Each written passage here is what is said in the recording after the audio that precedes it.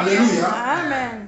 Il a dit, je n'ai personne. Donc, je n'ai personne. Mais Jésus était là. Mais cet homme était concentré sur le mouvement de l'eau parce qu'un ange allait descendre pour secouer l'eau. Maintenant, mes bien-aimés, il avait un avantage. Parce que si tu attends un ange, tu vas être déçu. Parce que la Bible nous dit que l'ange descendait, l'ange était concentré sur la piscine de Bethesda. Donc il descendait pour secouer l'eau. Et puis il remontait. Lui, il ne s'occupait pas des malades qui souffraient, qui ne souffraient pas. Lui, il descendait juste pour secouer l'eau et puis pour remonter. Mais Jésus-Christ est venu là-bas avec un objectif. Il ne cherchait pas l'eau, mais il a vu ce malade-là. Il connaissait ce malade-là. Il connaissait son nom. Il connaissait, la Bible même dit que Jésus savait qu'il souffrait depuis longtemps. L'ange vient seulement secouer l'eau. Il ne regarde pas les gens. Mais Jésus vient connaissant qui tu es. Jésus sait qui tu es. Jésus te voit. Voilà pourquoi, mes bien-aimés, vous allez voir, même Agar dans Genèse chapitre 16, le verset 13, dans le désert, il allait mourir, mais l'ange de l'Éternel est venu lui donner les prophéties pour dire, retourne, ton enfant ne mourra pas. Elle a dit, je vais donner à ce lieu le nom de Ataël. Genèse 16, 13, on dit qu'il a donné le nom de Ataël Roi. Elle a dit, le Dieu qui me voit. Le Dieu qui m'a vu dans mon affliction. Donc Jésus-Christ te voit, il te voit très bien. L'ange ne s'occupe pas de toi, il a sa mission, il va venir secouer l'eau, il va partir. Battez-vous si vous allez vous battre. Mais Jésus a vu la souffrance de cette femme. Nous avons un Dieu qui voit. La Bible dit que les autres ont des idoles. Ils ont des yeux, ils ne voient pas. Ils ont des oreilles, ils n'entendent pas. Ils ont des bouches, ils ne parlent pas. Ils ont des mains, ils ne touchent pas. Nous avons un Dieu vivant. Alléluia. Maintenant, dans Genèse, dans Exode 3, n'est-ce pas le verset 7, Dieu dit à Moïse, j'ai vu la souffrance de mon peuple, les douleurs qu'on les fait pousser en Égypte, et je suis descendu pour les délivrer. Je ne viens pas par hasard, c'est parce que j'ai vu. C'est pourquoi je viens directement là où il y a la souffrance. Comme Dieu là, Dieu a vu. Parce que Jésus-Christ a les yeux. Apocalypse dit qu'il a des yeux de feu. Donc personne ne peut le cacher de voir là où tu es, de voir les souffrances que tu as, parce qu'il voit là où tu es. C'est pourquoi, mes bien-aimés, Nathanaël, on l'a appelé pour aller suivre Jésus. Il a dit, c'est quelque chose de bon peut sortir de Nazareth. Amen. Maintenant, quand Jésus est arrivé, il dit que Nathanaël, je t'avais vu quand tu étais assis en dessous du figuier. Il a dit, maître, tu m'avais vu dans Jean chapitre 1, le verset 48. Jésus a dit que je te voyais quand tu étais en dessous du figuier. Il a même donné le nom de l'arbre là où il était en train de se réfugier. Il a dit, mais Seigneur, tu me vois, tu es le Fils de Dieu. Il a dit, maintenant que je t'ai vu, tu dis que je suis le Fils de Dieu. Mais il dit encore 49, Nathanaël, je te le dis que maintenant tu verras plus que ça. Tu verras le ciel ouvert et les anges de Dieu monter et descendre sur le Fils de Dieu.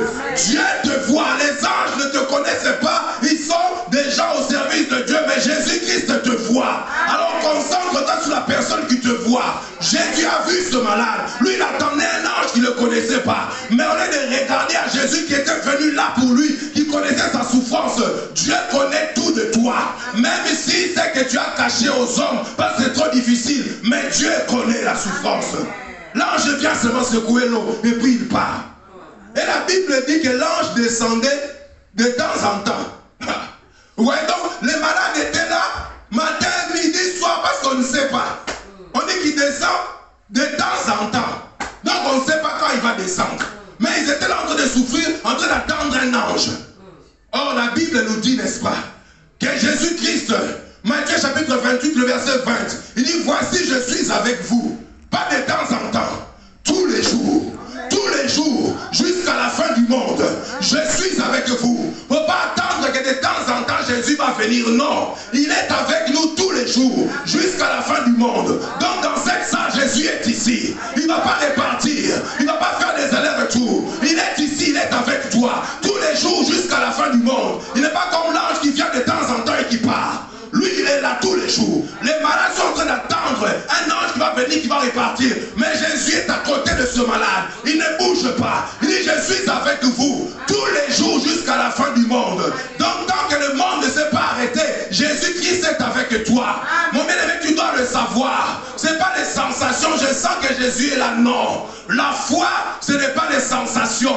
La foi de se croire seulement ce que la Bible dit. Même si tu sens que Jésus est là ou tu ne sens pas, sache qu'il est avec toi. Même si tu as l'impression qu'il t'a abandonné, c'est faux. Sache qu'il est avec toi. Parce qu'il a dit, je suis avec vous tous les jours jusqu'à la fin du monde. Fais confiance à ce que le Seigneur t'a dit. Il marche avec toi tous les jours jusqu'à la fin du monde. Mais l'ange descend de temps en temps, il monte et puis il part. Et la Bible nous dit que cet ange, quand il descendait, il secouait l'eau. Et puis il partait. Et le premier qui plongeait dans l'eau, pendant que l'eau était secouée, il était guéri, quelle que soit sa maladie. Le premier qui plongeait. Donc c'était la bagarre. Si toi tu es paralytique, mais tu vois loin. Mais moi je suis aveugle, mais j'entends que l'eau qui bouge. Je vais courir avant toi pour plonger. Tu vas arriver après. Et la Bible dit que c'est seulement le premier qui plongeait qui était guéri. Donc les autres qui plongeaient, deuxième, troisième, quatrième, vous étiez seulement mouillés. Il n'y avait pas la guérison. Parce qu'il fallait être le premier. Mais maintenant Jésus, lui, il a changé les choses. La Bible nous dit que dans Matthieu chapitre 8, le verset 16, on dit qu'on a mené les malades à Jésus. Et Matthieu 8, 16 dit que Jésus guérit tous les malades.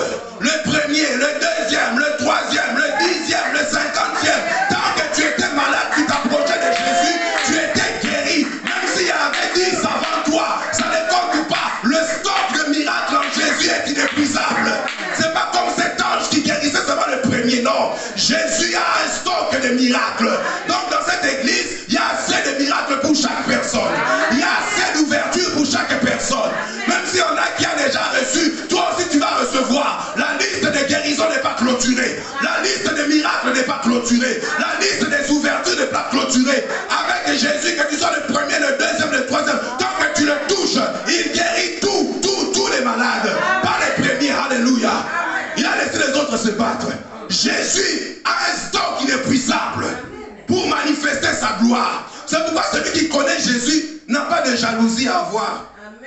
Parce qu'il sait qu'il y a une portion de bénédiction aussi pour lui. La femme l'a touché Jésus. Une puissance est sortie de Jésus. Elle a été guérie, mais elle n'a pas pris toute la puissance de Jésus. La Bible dit que Jésus a reçu l'onction sans mesure. Donc ça continue à couler. Si une deuxième femme arrive encore, touche, elle sera guérie. Une troisième vient, touche, elle sera encore guérie. Une quatrième vient, touche, elle sera encore guérie. Parce que Jésus-Christ, c'est le miracle fait chair. Il était là à côté de lui. Mais bien aimé, oublie les anges, parce qu'aujourd'hui, les gens cherchent plus à connaître les anges qu'à connaître celui qui a créé les anges. J'aimerais te signaler que Jésus-Christ a créé même les anges. Quand ils se baladent dans les cieux, les anges se prosternent. Ils jettent leur couronne à terre pour l'adorer. Ils sentent qu'ils ne sont pas dignes même de les regarder. L'ange, le premier était guéri, les autres, mais Jésus, il a dit tous les malades étaient guéris. Tous les malades étaient guéris. Alors sur quoi on se concentre? Quand on a des livres que les gens ont écrits sous les anges, ça se vend comme des petits pains. Mais quand il y a des livres sous Jésus-Christ, on ne veut pas acheter. Mais cet homme, Jésus l'a rencontré plus tard. Jésus lui a dit, prends ton lit et marche. L'ange avait besoin de secouer l'eau et que les gens commencent à courir. Pendant que l'eau est agitée, il fallait plonger dedans. Et qu'il y avait seulement le premier qui était guéri. Jésus n'a pas besoin de tout ça parce que l'ange c'est un domestique de Jésus. L'ange ça veut dire angelos. Ça veut dire que c'est un serviteur. Ça veut dire c'est comme un pasteur, un messager, un facteur. Donc il va amener les messages. C'est ça comme un facteur qui va amener les messages. Maintenant, toi, tu as le patron du facteur à côté de toi. Toi, tu vas chercher le facteur. Lui, il est venu et il était limité. Parce que Jésus, la Bible dit qu'il a vu maintenant cet homme, quand il était guéri, il s'est levé parce que Jésus a parlé. Il n'avait pas besoin d'aller secouer l'eau. Lui, il n'a pas besoin de tout ça. Lui, il a seulement besoin de parler. Et la chose, la Bible dit qu'il dit un mot, la chose arrive. Il ordonne et elle existe. il n'a pas besoin de tout le reste là-bas. C'est comme ça qu'il faut que tu fasses confiance à la parole de Dieu. La parole est invisible, mais elle a créé les choses visibles. C'est comme ça que tu dois faire confiance à la parole de Dieu. Jésus est venu à côté de cet homme. La Bible dit que le royaume des cieux ne vient pas de manière à frapper les regards. Il était simple, mais il avait la solution de cette personne. Comme ça que tu dois savoir, faire confiance à ce que la Bible dit, ne regarde pas autour, sinon tu vas rater la bénédiction de Dieu. Le diable veut que tu sois distrait à chercher. Il y en a qui cherchent les noms des anges. Non, ce sont dans des livres occultes, dans des livres apocryphes qu'on trouve les noms des anges. La Bible a donné le nom que de 2 anges, c'est fini. Ne va pas chercher à devenir spécialiste, à trouver les noms des prénoms des anges. Tu vas te perdre. Amen. Cherche les titres de Jésus-Christ. À connaître ces titres de Jésus-Christ. Jésus a vu, après, n'est-ce pas, cet homme, il a dit qu'il veux-tu être guéri? Je n'ai personne. Personne, Jésus est avec toi. Tu es ici, ne dis pas que je n'ai personne. Moi, je suis orpheline. Non, tu as quelqu'un. Colossiens 2, 10, il dit que vous avez tout pleinement en Jésus-Christ, qui est le chef de toute domination, de toute autorité. Vous avez tout pleinement en lui. Tout pleinement en lui. Il a vu cet homme-là. Maintenant, il lui a dit, prends ton lit et marche. La parole qui est sortie a produit le miracle et la guérison. Donc, si tu crois que Dieu est puissant, pendant la parole, la prédication, tu vas recevoir ton miracle. Il y en a qui attendent qu'on dise, bon, fermons nos yeux maintenant. Mettons-nous à genoux maintenant. Mais non, si tu as la foi, quand la parole sort, tu recevras déjà ton miracle. Parce que Matthieu 8, 16 dit que Jésus chassait les démons par sa parole. Il chassait les démons par la parole. Il guérissait les malades par la parole. Et quand tu vas recevoir les promesses, c'est parce que tu crois dans la parole. Les promesses de Dieu, c'est la parole. Il te donne une parole. Il faut croire. Fais attention de contempler ce qui n'est pas, n'est-ce pas, la source de ta bénédiction. C'est comme ça qu'Élisée, n'est-ce pas, était intelligent. Roi 2, n'est-ce pas, chapitre 2. La Bible nous dit qu'au verset 12, Élie appartait pour être enlevé. Élisée a demandé une double portion de l'onction qu'il y avait sur Élie. Élie lui a dit que tu demandes quelque chose de difficile. Mais si tu me vois, pendant que je suis en train d'être enlevé, si tu me vois monter, tu recevras ce que tu as demandé. Amen.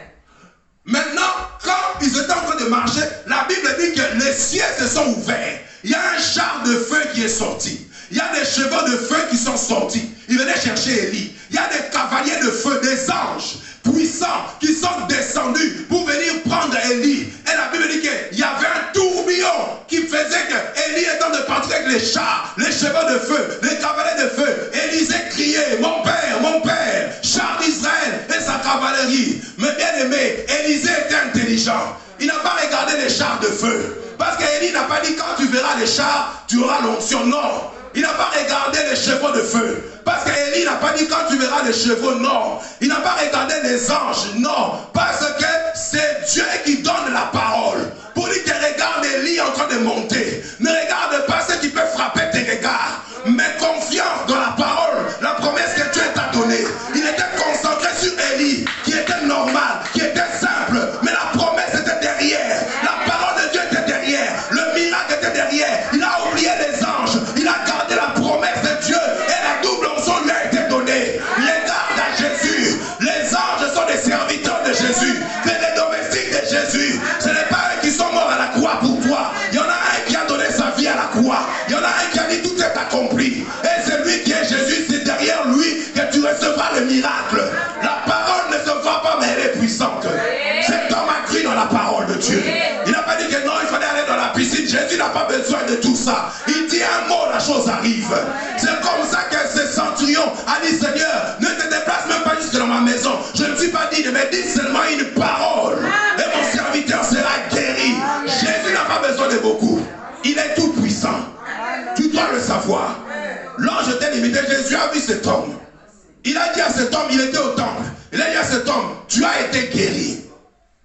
Maintenant ne pêche plus. De peur qu'il t'arrive quelque chose de pire. Ça veut dire que sa maladie, c'était à cause de son péché. Ça veut dire quoi? Comment est-ce qu'alors il a marché? Ça veut dire que pendant que Jésus le guérissait, Jésus le pardonnait. Parce qu'il est le Dieu, le seul qui ôte le péché. Un ange ne pouvait pas amener, n'est-ce pas, le pardon du péché dans la vie de ces gens. Mais Jésus seul avait la capacité de pardonner les péchés. C'est pourquoi cet homme a reçu non la guérison, mais il a reçu aussi le salut. C'est pourquoi Jean-Baptiste, voyant Jésus, il a dit, voici l'agneau de Dieu qui ôte le péché du monde.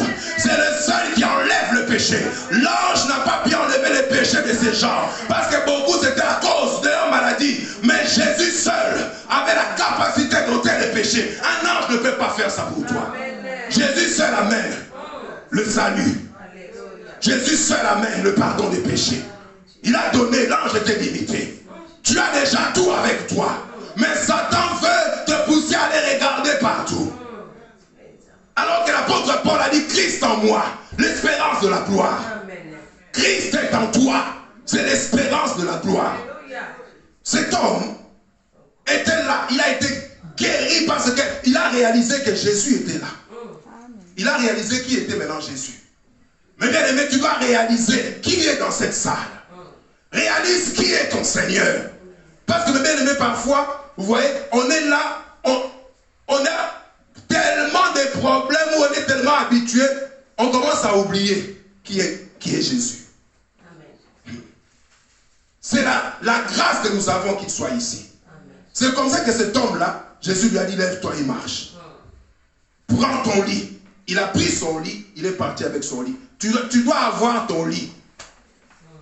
Le lit, c'est quoi? Le lit, c'est le témoignage que tu vas donner. Parce que tu vas dire aux gens que Jésus m'a guéri. Jésus a fait des miracles pour moi. Mais où est le lit, là où tu étais couché? Même si tu étais malade, garde les certificats que le médecin te faisait. Même s'il a écrit incurable, garde tout ça. Parce que c'est le lit que tu vas témoigner. Regardez qu'on m'avait dit que c'était comme ça. Mais regardez le miracle que Jésus a fait. Il faut que tu gardes ça pour témoigner la puissance de Dieu. Il ne faut pas déchirer tout ça. Non. Garde ça. Ordre de quitter, garde ça. Parce qu'on va te naturaliser, tu vas dire qu'on m'avait donné un ordre. Mais Jésus a changé ça. Mais où est l'ordre qu'on t'avait donné? Garde ça. Ça, c'est le lit que tu dois porter. Pour montrer aux gens là où tu étais.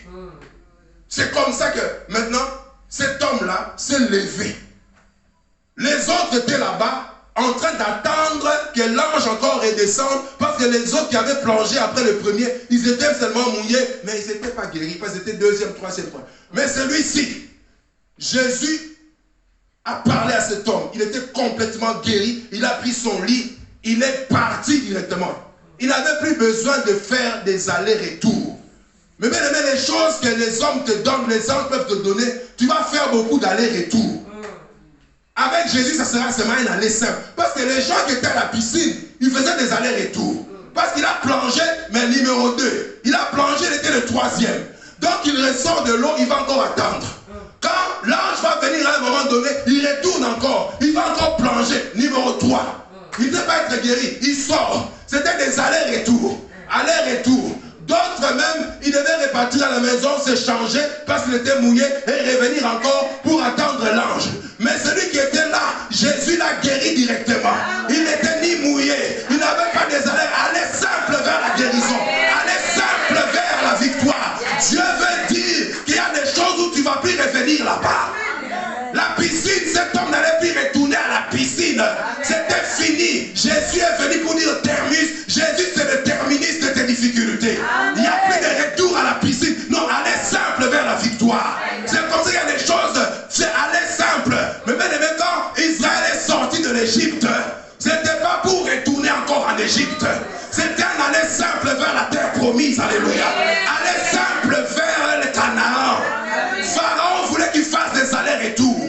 Quand il voulait partir, on a dit laisse partir mon peuple. Lui il a dit que non, allez adorer. Mais vos femmes, vos enfants et vos animaux resteront en Égypte. Mais maintenant vous allez aller adorer. Vous arrivez dans le désert. Maintenant Dieu dit pour adorer, il faut donner un animal. Vous retournez en Égypte parce que vos animaux sont restés en Égypte pour aller venir adorer. Allez, retour. Maintenant ils ont dit que mais non, on doit prendre nos bétails parce qu'on doit donner le sacrifice. Ils ont dit bon, prenez les animaux, mais vos femmes et vos enfants resteront ici. Comme ça, quand vous allez arriver dans le désert, Dieu va dire que toi et ta maison, vous allez servir l'Éternel. Ah, mais mes enfants, ma femme sont restés en Égypte. retour encore, prendre mes enfants pour revenir. Ça, c'était des allers-retours. Non. Moïse a dit qu'on ne va même pas laisser un angle ici.